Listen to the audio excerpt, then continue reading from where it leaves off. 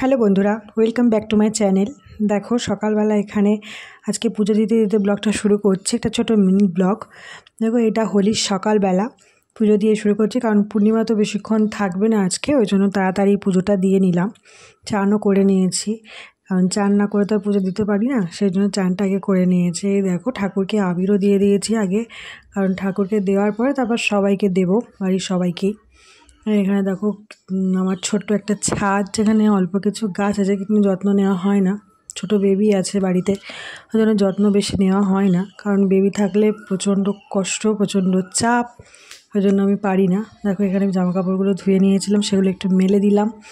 মেলে দেওয়ার পরে আমি নিচে চলে যাবো, কারণ ছেলেকে তুলতে হবে। দেখো ছেলে উঠে গেছে, নিজে নিজে দাঁত ব্রাশ করছে, আর নিজে নিজেও দাঁত ব্রাশ করতে ভালোবাসে বেশ। সেখানে দেখো মুখটা ধুয়ে নেবে, তারপর ওকে খাইয়ে দেবো।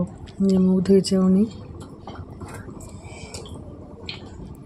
দেখো এখানে এবারে ওকে ফ্রেশ করিয়ে দিয়ে এখানে দেখো শুয়ে দিয়েছি। প্যান্টটা ভিজে গিয়েছিলো, ওই জন্য প্যান্টটা চেঞ্জ করে রেখে দিয়েছি। দেখো চা খেয়ে নেবো আমি, আমার চা না হলে ভালো লাগে না। এবার দেখো ওকে খাইয়ে দেবো। এই যে সকালের খাবার আমাদের, সকালে একটুখানি হেভি খাবার দিলাম ওকে। এবার দেখো এবারে আবিরটা নিয়ে নিয়েছি, আবির নিয়ে আমরা এবার রং খেলতে যাব। ওর ঠাম্মি দাদুকে দিয়ে দেবে রং, তারপরে সবাইকে একটু একটু করে দিয়ে আমরা উপরে চলে আসব। বেশি রং খেলে না, বেলুন একটু করে ফুলিয়ে দিই, সেটাই ও পা দিয়ে ফাটিয়ে ওর রং খেলা হয়ে যায়। ব্যাস এখানে দেখো একটু ছাদে এসে খেলা করছে, ওর মধ্যে থাকতেই ও ভালোবাসে একটু, ওই জন্য নিজে নিজে খেলা করছে। তারপর দেখো ওকে স্নান করিয়ে দিয়ে দেবো। এবারে দেখো আমরা খেয়ে নেবো, ওকে খাইয়ে দিয়েছি আর আমিও নিজে খেয়ে নেব।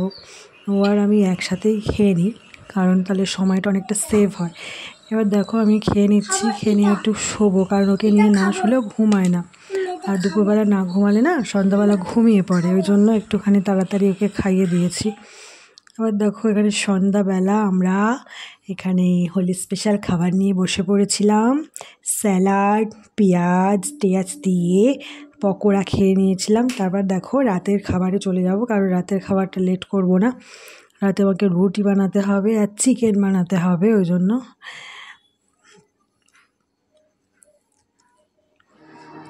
দেখো এখানে রুটি আর চিকেন রাতের খাবার নিয়ে নিয়েছি, আমরা খেয়ে নিই।